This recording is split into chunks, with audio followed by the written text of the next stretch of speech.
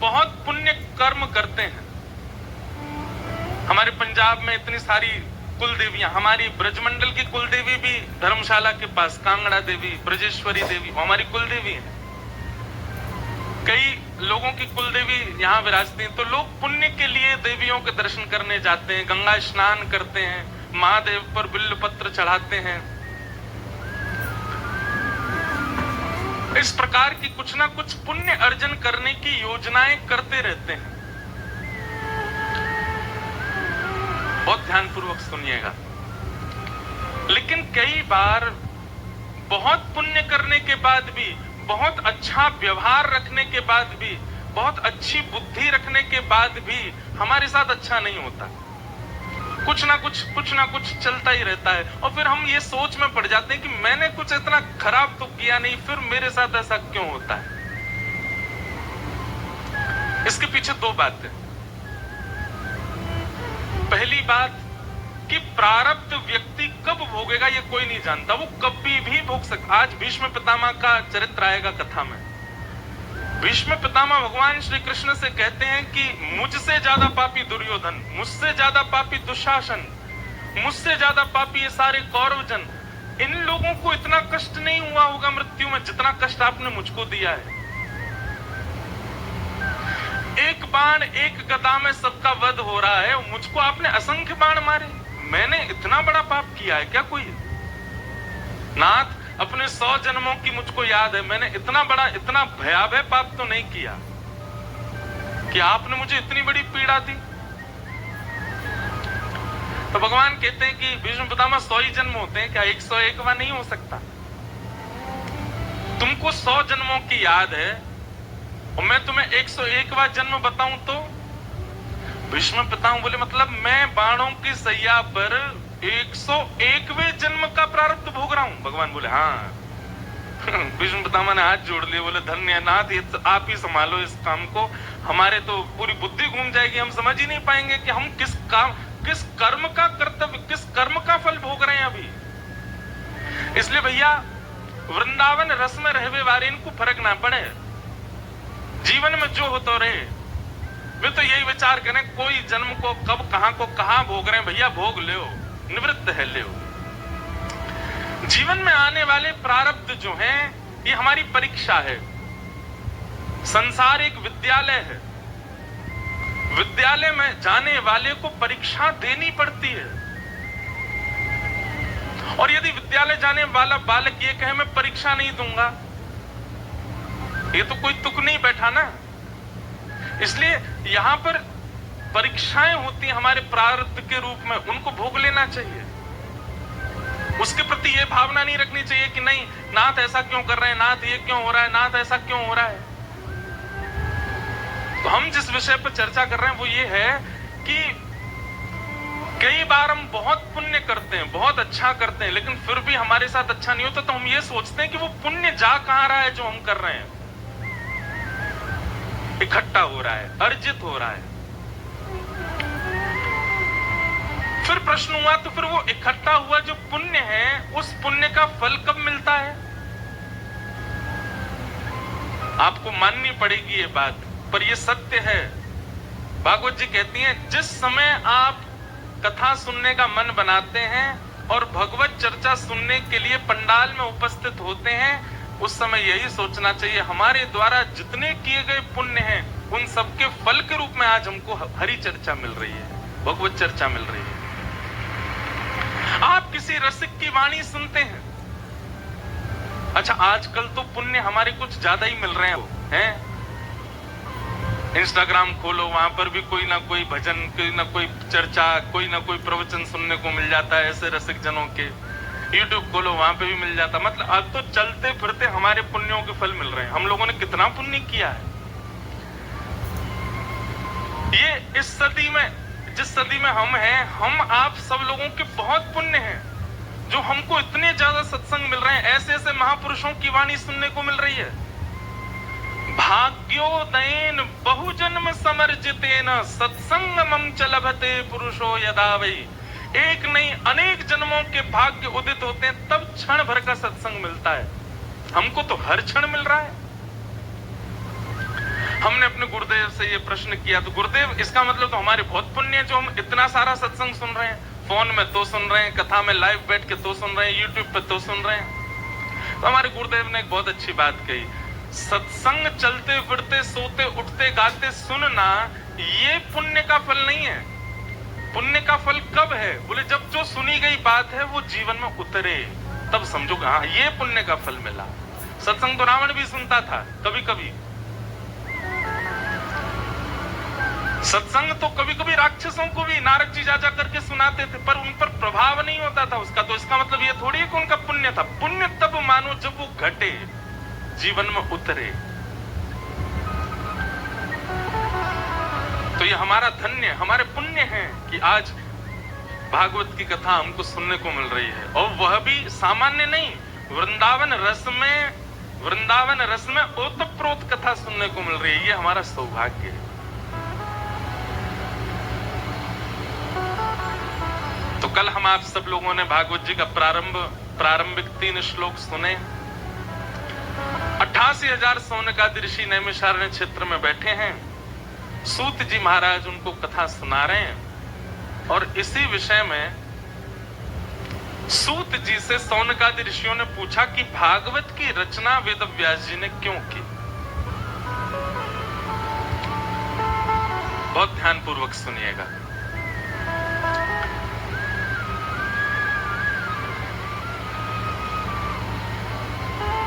भवतानुदित प्रायं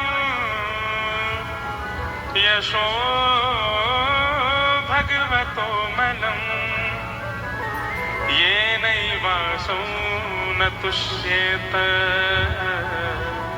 मन्ये तद्दर्शनम् खिलम्। वेद व्यास जी महाराज जिन्होंने हिंदू वैदिक सनातन धर्म को अनेक ग्रंथ प्रदान किए, मानव कल्याण के लिए वेद व्यास जी ने सबसे पहले 4 वेदों को लिखा। बंधुओं पहले एक ही वेद था, उस वेद का नाम क्या था? प्रणव। प्रणव का मतलब क्या होता है? ओमकार। पहले एक ही वेद था। मतलब एक प्रकार से देखें तो प्राचीन काल में ऐसा होता था कि मंच पर बैठकर के व्यास केवल ओम शब्द का उच्चारण करता था और हजारों श्रोताओं को अपने प्रश्नों के उत्तर मिल जाते थे। वेदः प्रणव एवाग्रे। व्यास जी ने विचार किया कि कलयुग आने वाला है, लोगों की बुद्धि इतनी सक्षम नहीं है कि ओम से कल्याण कर लें, तब उन्होंने 4 वेद लिखे, ऋग्वेद, यजुर्वेद, सामवेद, अथर्ववेद। पर उसके बाद भी व्यास जी को लगा कि शायद इससे भी इतना मानव कल्याण तो नहीं हो पा रहा है। तब व्यास जी ने अनेक पुराणों को लिखा। 18 उपपुराण लिखे गए, 17 महापुराण लिखे गए, और महाभारत जैसा शास्त्र लिखा गया। लेकिन वेद व्यास जी महाराज को फिर भी चित्त में प्रसन्नता नहीं हुई। प्रसन्नता का मतलब अपनी क्रिया से तृप्ति होनी चाहिए ना। हम जो कर रहे हैं उससे हमको संतोष होना चाहिए कि मैंने अच्छा किया। हमारे विपराग जी कोई गाना गाते हैं तो ये जब गाना गा के निकलते होंगे, ये उसी समय सोच लेते होंगे अगर इनको संतोष हुआ होता है तो वो निश्चित है कि सब उसको सुनेंगे ही सुनेंगे। जब क्रिया करने वाले को अपने कार्य से स्वयं संतोष नहीं होता ना, तो निश्चित है कि उससे किसी को संतोष नहीं होगा। बहुत ध्यानपूर्वक सुनिएगा। घर की माता जी या बहन जी या पत्नी भोजन बनाती, अगर वो संतोष नहीं है अपने बनाने वाले, वो पहले ही आपको थाली परोसते होंगे, आज दाल ना इतनी बढ़िया नहीं बनी होगी, आप खा लेना, बस पेट भर लो। आज सब्जी ऐसे ही होगी, आप बस पा लो, आज मेरा मन नहीं लग रहा था। संतोष जब तक क्रिया में नहीं आता तब तक वो क्रिया किसी को संतुष्ट नहीं कर सकती। वेद व्यास जी महाराज को अपनी कृतियों से संतुष्टि नहीं हो रही थी। उनको कहीं ना कहीं लग रहा था कि मैंने कुछ छोड़ दिया है, कुछ रह गया है। तब वहां नारद जी का आगमन हुआ। ये बहुत बहुत सुंदर प्रसंग है। जो लोग भी अपनी क्रियाओं से असंतुष्ट रहते हैं, बहुत ध्यानपूर्वक सुनिएगा। नारद जी का आगमन हुआ और नारद जी महाराज आकर के बोले, व्यास जी आपके शोक का कारण मुझे पता है। व्यास जी बोले देखिए मैंने कितनी पोथियां लिख दी, मेरा मन नहीं भरता है, मेरे मन को आनंद नहीं मिल रहा है, क्यों? तब नारद जी ने उनको एक सूत्र बताया। बोले व्यास जी आपने जितने भी ग्रंथ लिखे हैं, जितने भी पुराण लिखे हैं, सब में 4 बातों को ही घुमा फिरा करके लिखा है। कौन कौन सी 4 बात? इसको कहते हैं चतुर्विध पुरुषार्थ, धर्म, अर्थ, काम और मोक्ष। आपने जितने भी ग्रंथ लिखे उसमें यही लिखा है कि धर्म कैसे किया जाए। आपने जितने भी ग्रंथ लिखे उनमें यही प्रधानता रखी है कि अर्थ कैसे कमाया जाए। आपने जितने भी पुराण लिखे सब में यही है कि कामनाओं की पूर्ति कैसे हो। और अंतिम बात, सबका उद्देश्य आपने यही बताया कि मोक्ष कैसे प्राप्त किया जाए। तो व्यास जी बोले इसके अलावा और है क्या? तब नारद जी कहते हैं पंचम पुरुषार्थ।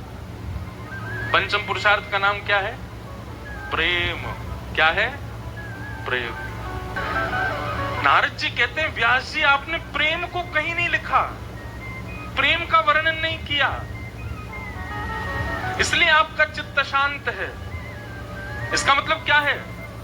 असंतुष्ट रहने वाले लोग ध्यान पूर्वक सुनिए, आपको अपनी क्रिया के प्रति, अपने कर्तव्यों के प्रति यदि प्रेम नहीं होगा आप असंतुष्ट ही रहोगे। और क्षमा कीजिए, जिस क्रिया के प्रति आपके चित्त में असंतुष्टि है उस क्रिया को मत कीजिए, छोड़ दीजिए। करिए वही जिसमें आपका मन लगे। अब देखो गोस्वामी तुलसीदास जी महाराज ने मानस जी की रचना की, तो गोस्वामी जी ने मानस में एक चौपाई लिखी, सिया राम मैं सब जग जानी, करूं प्रणाम जोर जुग पानी। सिया राम मैं सब जग जानी, करूं प्रणाम जोर जुग पानी। सब में सीताराम जी विराजमान है, मैं सबको प्रणाम करता हूं। तुलसीदास जी ने लिख दिया। अब लिख करके 80 घाट है बनारस में, वहां लिख करके मानस जी को विराजमान करके और आप दर्शन करने के लिए गए काशी विश्वनाथ भगवान का। तभी मार्ग में एक नंदी आ गया, अब वो मार्ग के बिल्कुल बीचों बीच खड़ा था। तो गोस्वामी जी निकलते समय बोले अब कैसे निकलूं, इधर से जाऊं उधर से, वो नंदी पूरा खड़ा है मार्ग में। तो आपने थोड़ा हल्ला किया और हल्ला करके उसको ऐसे हाथ दिखा करके, जैसे जानवर आ जाए तो उसको भगाते हैं, ऐसे आपने उसको भगाया। गोस्वामी जी दर्शन करके जब लौट करके आए तो उन्होंने जो चौपाई लिखी थी, सिया राम मैं सब जग जानी, करूं प्रणाम जोर जुग पानी, वो अपने आप अंतर ध्यान हो गई। गोस्वामी जी बोले मैंने इतनी सुंदर चौपाई लिखी थी कि सिया राम जी को सब जग में देख करके सबको प्रणाम करूं, ये अंतर ध्यान क्यों हो गई? तभी आपके नेत्रबंद हुए और नेत्रबंद होते ही हृदय में एक ध्वनि प्रकट हुई। बोले क्योंकि आप केवल लिख रहे हो, लिखी हुई वस्तु पर आपको खुद भरोसा नहीं है। आज एक नंदी आया तो आप उसको राम जी ना जान करके और जानवर समझ के भगा रहे थे। स्वयं लिख रहे हो सिया राम मैं सब जग जानी, तो फिर नंदी को क्यों भगाया? उसमें भी तो राम जी उसको प्रणाम कर लेते। तब राम जी के मन में, तब श्री गोस्वामी तुलसीदास जी के मन में यह भाव आया कि जब तक किसी कृति के प्रति पूर्ण विश्वास और प्रेम नहीं होगा वो आनंदित नहीं कर सकती।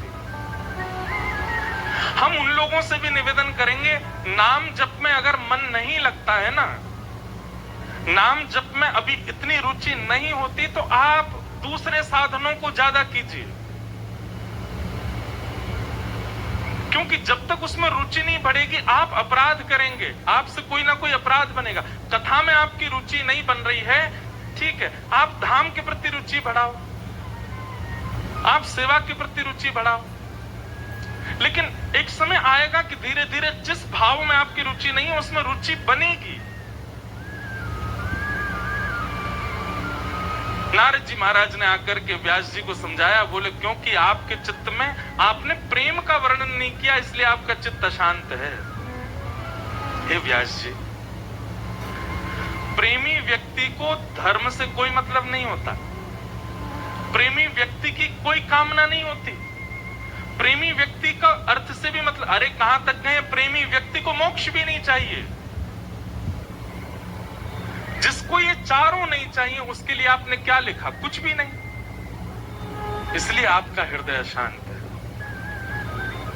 प्रेमा पुरर्थो महान, प्रेम जिससे बड़े जीवात्मा के चित्त में, ऐसा कुछ लिखो। सीधी बात, हम पहले दिन भी कथा में बोल चुके हैं कि भगवान दिख रहे हैं तो ये सामान्य स्थिति है, लेकिन भगवान कोई अपने दिख रहे हैं। श्री राधारमण जी के प्रति प्रियतम का भाव आ रहा है, राधा वल्लभ जी के प्रति लाला का भाव आ रहा है, बिहारी जी के प्रति सख्य भाव आ रहा है, तो समझो कि आपकी भक्ति जो है वो प्रेम लक्षणा हो रही है। अब धर्म अर्थ काम मोक्ष से आप ऊपर उठ चुके हो, क्योंकि ठाकुर जी के प्रति अब भगवत भाव नहीं, अब प्रेम भाव है। मीराबाई, कई बार ऐसी उपस्थितियां उनकी होती थी उत्सव में, उनके लीला में, कि वहां धर्म प्रधान नहीं होता था, क्योंकि उनके लिए प्रेम प्रधान है। सूरदास जी के पूरे चरित्र में आप देखेंगे कई बार धर्म अर्थ काम मोक्ष की सीढ़ियों को छोड़ करके ऊपर चढ़ जाते थे, क्यों? प्रेम प्रधान है। हमारे ब्रज में तो गाते हैं, बोले नाथ हमें मोक्ष चाहिए ही नहीं।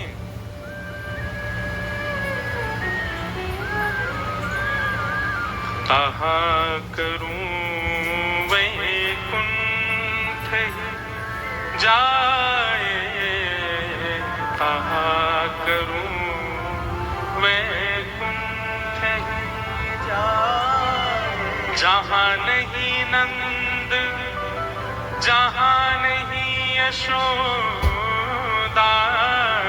जहाँ नहीं नंद, जहाँ नहीं यशोदा, जहाँ नहीं गोपी ग्वाल और गाय, जहाँ नहीं गोपी ग्वाल और गाय, कहाँ करूं वैकुंठ जाए, कहाँ करूं वैकुंठ जाए। प्रेमी व्यक्ति को तो मुक्ति की भी कामना नहीं होती। हमारे ब्रज में गाते हैं, हे नाथ एहो विधि नाथ, तो पे अचरा पसार मांगू, जन्म जन्म दीजो याही ब्रज बसिवो, एहो विधि नाथ, तो पे अचरा पसार मांगू, जन्म जन्म दीजो याही ब्रज बसिवो। अरे ब्रजवासी तो जामे और ठाकुर जी के आगे ऐसे ऐसे अपने अचरा पसार करके बिहारी जी तक कहें, हे बिहारी जी, हे राधा वल्लभ लाल जी, हे राधारमण जी, यदि तुम हम पे नेको रीझ गए हो, तुम हमारी सेवा से नेको प्रसन्न है गए हो, हमें एक वरदान दे दो। बोले कहा बहुत संपत्ति चाहिए? बोले कछु ना चाहिए। त्रैलोक्य को राज्य चाहिए? बोले कछु ना चाहिए। अच्छा स्वर्ग अपवर्ग चाहिए? बोले बिल्कुल नहीं चाहिए। तो कहा चाहिए? बोले बस एक कृपा कर दिया, दोबारा ते हमारा ब्रज में ही जन्म है जाए, बस ये कृपा कर दो ना, और कुछ नहीं चाहिए। श्री राधा रानी के पग पग पे प्रयाग जहां, केशव की केली कुंज कोटि कोटि काशी है, यमुना में जगन्नाथ, रेणुका में रामेश्वर, तरु तरु पे पड़े रहत अयोध्या निवासी है। गोपिन के द्वार द्वार हरिद्वार बसत जहां, बद्री केदारनाथ फिरत दास दासी है। स्वर्ग अपवर्ग लेकर करेंगे हम क्या, जान लो हमें हम वृंदावन वासी हैं, जान लो हमें हम ब्रज के निवासी हैं। वृंदावन की महिमा कैसी पता है? बहुत ध्यान पूर्वक सुनो। पग पग पे प्रयाग जहां, जब आप वृंदावन में पैदल घूमते हैं, एक बात हमारी सुनो, पैदल ही घूमे करो वृंदावन में। जब आप वृंदावन में पैदल घूमते हैं तो जितने कदम आप चलते, वो एप्पल वॉच पे स्टेप्स आ जाते हैं ना, कितने चले। वृंदावन जाते समय 0 कर लेना उनको, और जैसे ही वृंदावन पहुंचो तब फिर अपने पग गिनना।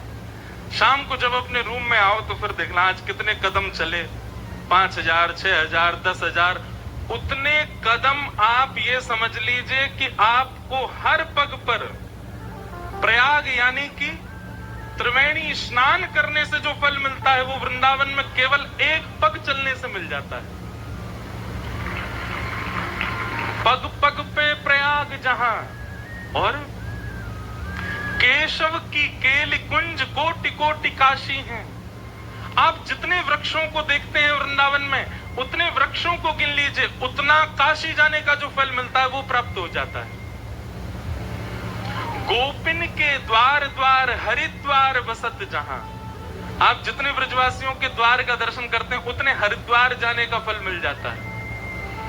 बद्री केदारनाथ विरत दास दासी हैं, वृंदावन में डोलवे मात्र से बद्री केदारनाथ जाने का फल मिल जाता है।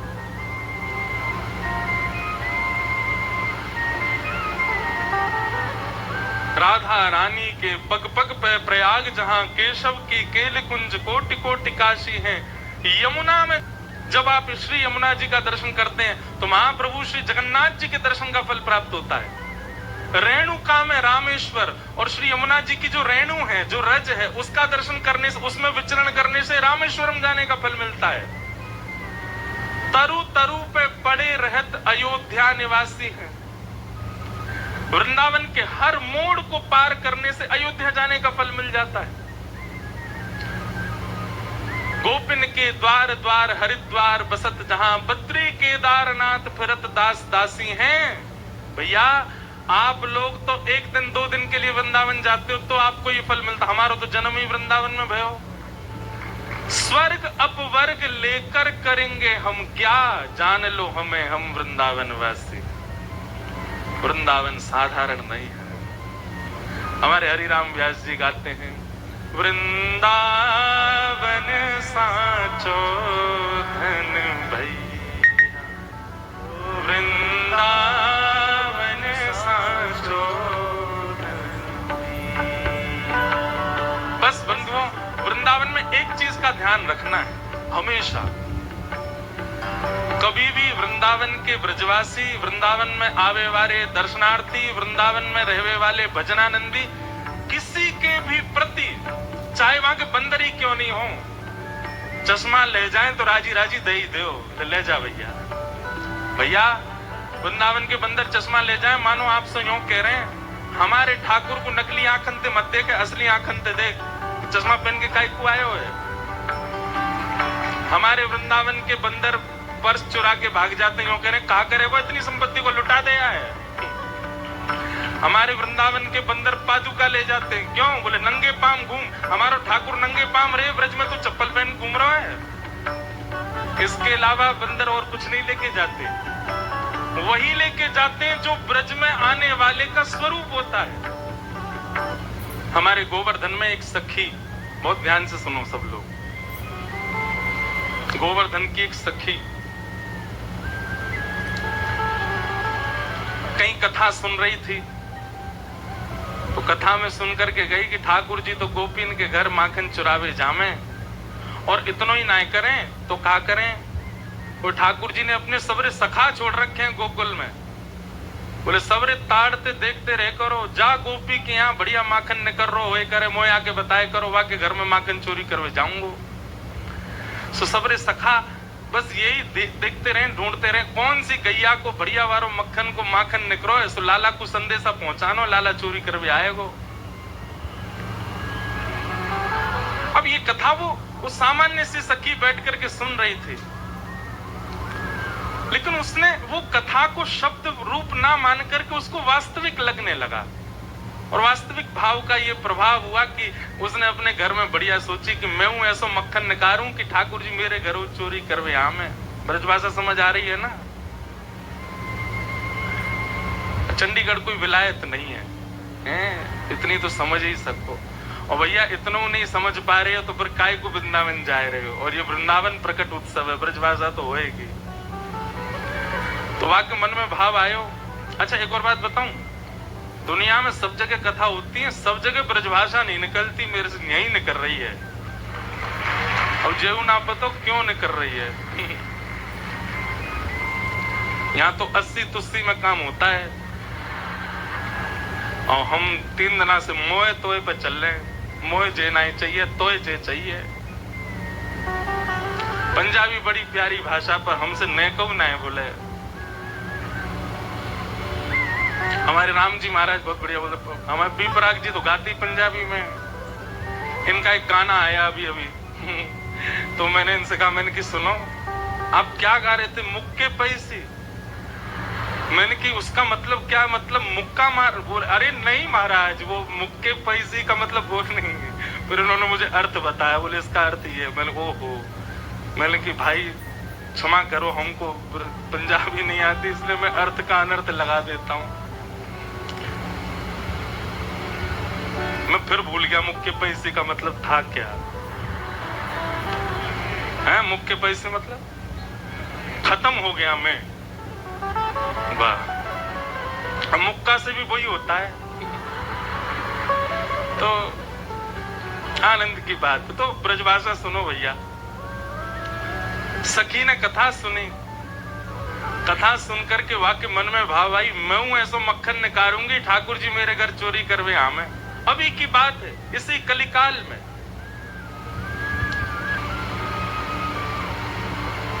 अब मक्खन निकाल लियो, निकाल करके माने मटका में मक्खन सजाई लियो, और वाकई मन में आई कि ठाकुर जी को कैसे पता चले कि मैंने मक्खन निकारो है।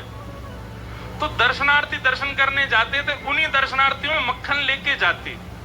तो सब तो सामग्री मंदिर में चढ़ा देते, वो चढ़ाती नहीं, पीछे खड़े होकर के वहीं से मक्खन के पात्र को ठाकुर जी को दिखाती।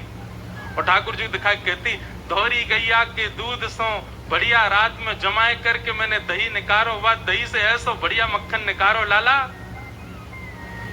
लेकिन ये मैं तो दे के ना जाऊंगी, अपने घर में छीका पे लटकाए के रखूंगी, तेरी इच्छा होए तो चोरी करवे आ जाइयो। श्रीनाथ जी के मंदिर में जाके ठाकुर जी को लोभ देती है। वैसे कोई करे ऐसा, बढ़िया खीर बनावे, चंडीगढ़ से जावे वृंदावन और ठाकुर जी को जाकर के बिहारी जी को के बिहारी जी आपके लिए खीर बनाए, पर हम यहाँ नहीं देंगे, चंडीगढ़ आके आओ, पाना है तो आप तो आ जाएं। लेकिन भैया एक बात बताएं, सोची समझी सूझबूझ से सेवा नहीं होती। सेवा तो अचानक आपके भाव से हो जाती है। बस सोच समझ करके करने वाला वो प्रेम नहीं होता। प्रेम सोच समझ के थोड़ी किया था, प्रेम तो हो जाता है। जिसमें प्रेमी को सोचना पड़ता है कि अब मैं क्या करूं, वो प्रेम नहीं है। तो समझो प्रेम वहां घटा है। बस अपने आप हो जाए, सहज भाव से कुछ कर दिया और वो हो गया, वो प्रेम है। सखी ने मक्खन ऐसे ठाकुर जी को दिखाया, वो लाला मेरे घर चोरी करवे आ जा, ऐसा बढ़िया मक्खन है। और वहां ने सब बता दियो, मंदिर से निकल के सीधे जाओगे, पोखर ते दाएं मुड़ जाइयो, वहां से बाएं मुड़ जाइयो, वहां सीधे आइयो, वही मेरो घर है। और मैं घर के सब लोग सो जामे रात्रि में, तब आए जाइयो, चुपचाप चोरी करके जाइयो लाला। मैं बस इतना देखना चाहूं, सुबह उठूं तो मेरे मटका को मक्खन खत्म है गयो, मैं वही से प्रसन्न रह जाऊंगी कि लाला आयो। मोह इच्छा ना है कि मैं तेरो दर्शन करूं, मैं तो पकड़ूं। मेरो मन बस ये कि मैं जो सामग्री बनाऊं तुम पाके चले जाओ। एक दिन निकल गया, ठाकुर जी नहीं आए। रोज सुबह सखी उठती है और मटकी उतार करके देखती मक्खन तो ज्यों को त्यों रखो है अभी भी। दूसरे दिन फिर नया मक्खन निकल, फिर गई ठाकुर जी को, लाला तू मान ना रहो मेरी बात, मैं तोकू दावे ते कह रही हूं, ऐसा मक्खन तेने पायो नहीं होगा, तो एक बार आ जा। दूसरे दिन भी ठाकुर जी नहीं आए, तीसरे दिन फिर आएगी, फिर से आकर के ठाकुर जी को लोभ दे। अब वो रोज नए नए मक्खन निकाल के लावे और पीछे से ठाकुर जी को दिखावे। तो श्रीनाथ जी मंदिर में खड़े हैं, ऐसे कटाक्ष नीचे नेत्र हैं, सामने कुंभन दास जी बैठ करके कीर्तन सुना रहे थे। ठाकुर जी खड़े खड़े खड़े खड़े, ठाकुर जी के मुख में से लार टपकन लगी, यहाँ से लार गिरने लगी। और वह लार को सामने बैठे हुए कुंभन दास जी ने देख लियो। कुमनदास जी बोले जय जय जय जय जी, लार कैसे निकल रही है, कहा है गो, भूख लग रही है का? तो ठाकुर जी तो कुमनदास जी से बात करते थे। ठाकुर जी, एक कुंभना, एक सखी आवे रोज और पीछे खड़ी खड़ी मही ते मक्खन दिखावे मोए और मुझको रोज लोभ दे के जाए, तुम चोरी करवे आ जाओ, तुम चोरी कर। अब मुंह तो यूं भय लगे जो कलिकाल है, जो कलयुग है, कलयुग में मैं यदि सचल है गयो तो सब पकड़ लेंगे मुझको। अब मैं बाकी यहाँ कैसे जाऊं, मेरे खावे को बड़ो मन कर रहा है। कुमनदास जी के नेत्र सजल हो गए, बोले जय हो नाथ, आपके रसोई घर भंडार में कोई कमी है? अरे इतनो मक्खन, इतनो दही, इतनो दूध, इतनी गौशाला, इतनी गैयान को दूध रोज आपके मंदिर में आवे, वही सखी कोई क्यों चाहिए? बोले अरे तो तू नहीं समझेगो, वो बड़े प्रेम ते आवे और सब तो चढ़ा जामे यहाँ पे। अब देखो, हमने कोई सामग्री मंदिर में चढ़ाई, भोग लगी कि नहीं हमको क्या पता? इतने लोग लाते हैं सामग्री, सबका भोग लगता है, कोई जरूरी थोड़ी। पर वाके मन में ये भावना है कि तुम मेरे घर आओ, दर्शन भले ही मत दो, पाके चले जाओ, मुझको ये लगे कि हाँ तुमने पा लियो। कुमनदास जी बोले जय जय, तो बताओ क्या करना है? चलें चोरी करवे? कुमनदास जी बोले जे द्वापर ना है, कलयुग है, सोटा पड़ेंगे, तुम मुंह पड़ेंगे, मुंह कहा समाचार जाओ, जय जय पिट गए हो। ठाकुर जी पिट गए। ठाकुर जी बोले ना ना पिटेंगे तो ना है, हम खैर इतनी तो हमारी अभ्यास है चोरी को, लेकिन अकेलो नहीं जाऊंगा, तू चले तो चले। कुमनदास जी बोले मैं बड़ो बूढ़ो। कुमनदास जी ये कौन से पता है? ये मैं खुद भूल गया। ये सबसे आगे वाले कुमनदास जी वीणा लेके बैठे, गावत है पर तेरो यश गावत है। कुमनदास जी कह रहे हैं वो 200 इतनो प्रेम करें, इतनो प्रेम करें, इतनो प्रेम करें। ठाकुर जी बोले, सखी बोली कितनो प्रेम करें? तब कुमनदास जी कहते हैं कुंभन दास लाल गिरिधर के, कुंभन दास लाल गिरिधर वे तेरे ही हाथ बिकावत है, ये तो तेरे ही हाथ बिकावत। अरे सखी, अगर लाला को कहीं बेकऊ आवेगी ना तो वो बिकऊ जाएंगे तेरे हाथन से, इतना प्रेम करें। तू है सखी बड़ भाग बड़ी, नंदलाल तेरे भावत है,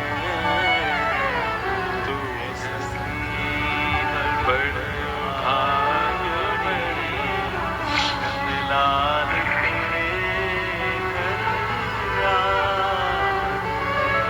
गिरिराज धरण की।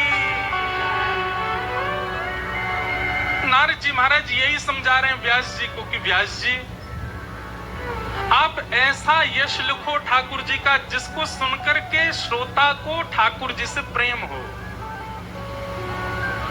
आप उनको भगवत तत्व में मत दिखाओ, उनके प्रति श्रद्धा उठे, विश्वास उठे, समर्पण उठे, ये सामान्य बात है, पर उनके प्रति प्रेम उठे ऐसा यश गाओ। तब वेद व्यास जी महाराज ने श्रीमद् भागवत ग्रंथ की रचना की। बोले भागवत महापुराण की। श्रीमद् भागवत का एक ही उद्देश्य है, आपके भीतर श्रद्धा प्रकट करना नहीं, आपके भीतर आस्था प्रकट करना नहीं, आपके भीतर ठाकुर जी के प्रति अनुराग प्रकट करना नहीं, आपके चित्त में ठाकुर जी के प्रति प्रेम प्रकट हो। वो प्रेम, प्रेम के अधिकारी केवल वही है और कोई है ही नहीं संसार में। ये भागवत जी प्रस्तुत करते हैं, इसलिए भागवत जी की रचना सामान्य नहीं है। भागवत ग्रंथ यदि श्रीमद् भागवत हमको वेद व्यास जी ने प्रदान नहीं की होती तो मैं कहता हूं कि हमको सूरदास, मीराबाई, करमेती बाई, कर्मा बाई कोई नहीं मिलता। ठाकुर जी से प्रेम करने वाले भक्त मिले ही भागवत जी के बाद हैं। उनके अलावा प्राप्त नहीं होते। भागवत जी ने ही सबके चित्त में प्रेम को प्रदीप किया है, उदित किया है। ऐसी भागवत जी की रचना हुई और श्रीमद् भागवत रचना करके वेद व्यास जी महाराज ने सबसे पहले श्रीमद् भागवत जी को अपने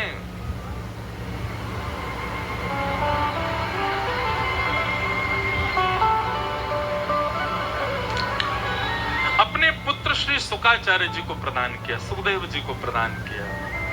यम प्रव्रजन्तमनुपेतुमपेत कृत्यम द्वैपायनो विरह कातरया जुहाव पुत्रेति तन्मयतया तर्वोऽभिनेदु तं सर्वभूत हृदयं मुनिमानतोऽस्मि। जितने भी पिता यहां पर बैठे हैं बहुत ध्यानपूर्वक सुनिएगा। संपत्ति पुत्र को नहीं देनी चाहिए, तो किसको देनी चाहिए? संपत्ति पात्र को देनी चाहिए। पुत्र जब तक पात्र ना बन जाए तब तक उसको अपनी संपत्ति मत दो। पिता का कर्तव्य है, पहले पुत्र ने जन्म लिया था, पर पिता का कर्तव्य क्या है, मां का कर्तव्य क्या? उसको पात्र बनाए, उसको योग्य बनाए।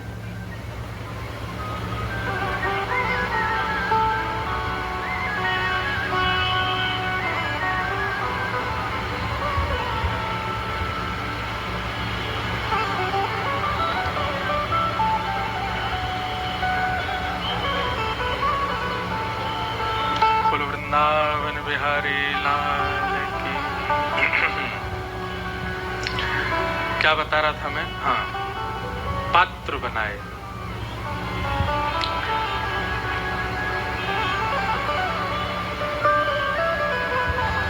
वेद व्यास जी महाराज ने अपने पुत्र श्री शुकाचार्य जी को प्रदान किया और शुकाचार्य जी ने फिर वही भागवत की कथा राजा परीक्षित को सुनाई। प्रश्न होने लगा कि राजा परीक्षित कौन है? तब यहां से महाभारत का प्रसंग सुनाया।